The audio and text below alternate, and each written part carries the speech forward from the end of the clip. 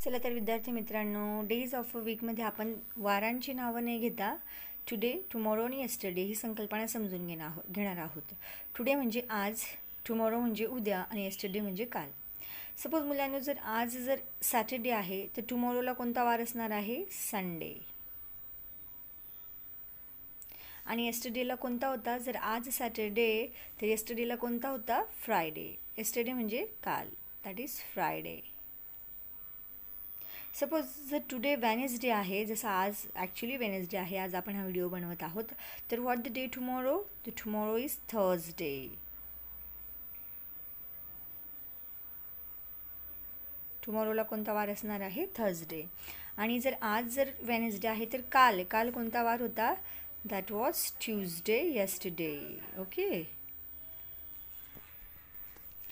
आज संडे आहे, if today is Sunday, then what the day tomorrow is? संडेच्या पुढे येतो आपला Monday. Tomorrow will Monday. And the day yesterday was संडेच्या आधी सॅटरडे.